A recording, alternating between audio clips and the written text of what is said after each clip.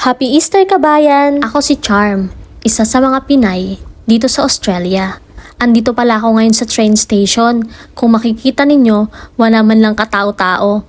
Ayan na pala yung train na sasakyan ko papuntang Altandi. Bali 2 stop lang at nandun na din ako sa bus station. Pero kailangan ko pa rin maglakad ng mga around 5 minutes. Bali yung Altandi yung next station ko. Sunday kasi ngayon kaya wala masyadong bus. Tapos holiday pa. Alam nyo ba na kapag holiday dito sarado halos lahat ng establishment? May iilang bukas pero hindi lahat. Kasi tulad dyan sa Pinas, double pay dito kapag holiday. Iba-iba ang rate depende sa shift mo. Tapos iba din ang rate kapag weekends. Mapapasana all ka na lang. Kasi dun sa pinagtatrabahuhan ko, hindi uso yung ganun. Siya nga pala, kapag sumakay kayo ng bus or ng train, kailangan yung mag-tap on at tap off. Ibig sabihin, bago sumakay, kailangan yung mag-tap on at tap off naman bago bumaba. Kaya kung halimbawa nalimutan ninyo na mag-tap on, tapos nag-tap off kayo bago bumaba, o kaya naman nakapag-tap on kayo tapos nakalimutan yung mag-tap off, mas malaki yung kakaltasin nila na pamasahe sa inyo, lalo na kung wala kayong concession. Kaya wag na wag ninyong kakalimutan na mag-tap on at tap off. Kaya kapag nalilimutan kong mag-tap on, ay hindi na ako nagta-tap off at bumababa na lang ako ng bus. Ayun, di libre si Pita. At malamang sa alamang ay hindi nyo naintindihan yung pinagsasabi ko tungkol sa tap on at tap off. Huwag kayong mag-alala. Huwag nyo na lang intindihin. Kapag nandito na kayo sa Australia, maiintindihan nyo rin yung sinabi ko. Kaya maswerte ka kapag meron kang sasakyan dito. Kasi kailangan na kailangan mo ng sasakyan dito. Kaya kung may bala kayong mag-Australia o mag-abroad, mag-aral na kayo mag-drive para makabili kayo ng car dito at magamit ninyo sa trabaho nyo. Kaya naman nagbabalak na rin akong kumuha ng sasakyan para hindi na rin ako mahirapang mag-commute at gumising ng maaga para lang maabutan yung train at bus. Pero hindi pa sa ngayon.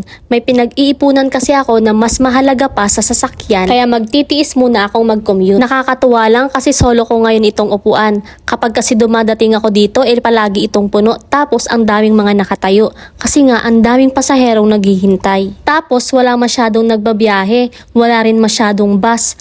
Meron akong nakikita pero papunta sa church. Katabi lang kasi nitong bus station yung church dito. Buti na lang at nakadaan kami ng church last Friday. Malapit na palang dumating yung bus na sasakyan ko. Kapag weekdays ang pasok ko sa trabaho, alas 6 pa lang ng umaga gising na agad ako. 7:37 AM kasi yung bus na sasakyan ko, kaya dapat maaga ako. Wala namang problema sa bus kapag weekdays. Ang mahirap lang kapag weekends kasi bihira lang yung bumabiyahe na bus.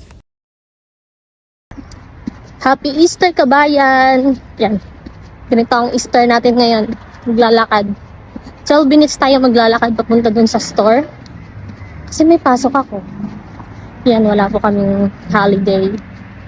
Yung 12 minutes na lakad natin, parang may kasama ko, nalakad ko yun na yung pinaka-exercise ko sa umaga at sa hapon. Kapag pabalik na, medyo mahangos na. Konti pa lang nilalakad, mahangos na. Ayan, suot ko pala yung The Good Mangyan shirt. Galing kay mate. Yan, nakaabot ng Australia ang kanyang t-shirt. So ayan, nandito na tayo sa store at maaga tayong dumating. Palagi tayo dumadating dito ng 8:30 or 8:35. So very early kasi 9 pa yung start ng trabaho ko. So hindi ko na ipinakita kung ano pa ba yung mga ginagawa ko dyan. Pero sasabihin ko na rin yung iba. Kapag walang customer nagre-replenish ako ng mga stocks. Chinecheck ko rin yung mga product kung meron na bang mga expired para i-pull out. Tapos, ganun din sa mga bread. Tinitingnan ko kung meron na ba silang mga amag kasi hindi na pwede yun. Tapos, yung mga products naman na malapit ang ma-expired ay kailangan naming i-on sale. Basta bago kami umuwi, kailangan malinis ang store, kailangan nakapag-replenish kami, nakapag-vacuum, nakapagpunas ng mga glasses, at mag-check ng mga product na ubos na at malapit nang maubos para maka-order kami sa Klapya. So ang ginagawa ko, 4 PM pa lang, nagva-vacuum na ako, nagpupunas na ako ng mga glasses, tapos by 4:30 magbibilang na ako ng sales. Kasi dapat pag 5 PM okay na lahat. Iniiwasan ko kasing mag-overtime kasi hindi naman yun bayad dito. Pero hindi naman talaga ito maiwasan kasi merong mga customer na ang tapos ng trabaho 5 PM. So merong mga buzzer beater, hindi ko naman sila pwedeng itaboy. So pinagbibigyan ko na lang, ako na lang yung nag-a-adjust. At isa ring dahilan kung bakit minsan late ako umuwi kasi late na rin mag-deliver ng stocks dito sa store. So kailangan ko ko pa siyang ayusin. Pero kapag alam ko na sobrang late na ay hindi ko na siya inaayos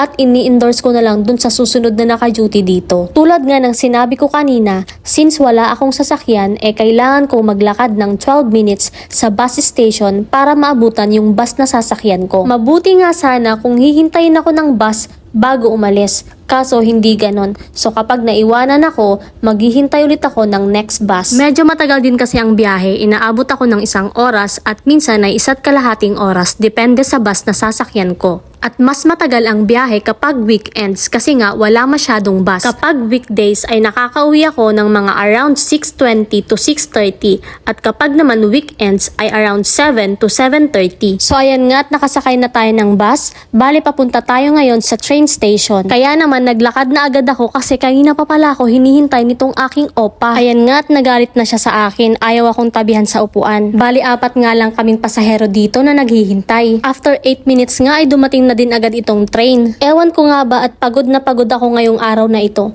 Hindi naman masyadong busy sa store kanina. Tapos wala rin namang deliveries. Kaya naman pagdating ko ay kumain na agad ako ng hapunan. At simula pagdating ko noong 2021 ay ngayon lang ako nakakain ng galunggong dito sa Australia. Round scad pala ang tawag nila dito. At mabibili nyo ito sa mga Asian store. At meron din kami nito sa Kabayan Filipino store. Meron din pala kaming tindang tilapia, bangus, tulingan, Don Pilas or tunsoy at marami pang iba. Siguradong mapaparami ang kain namin nito. O siya, sige, kain na kayo sa inyo.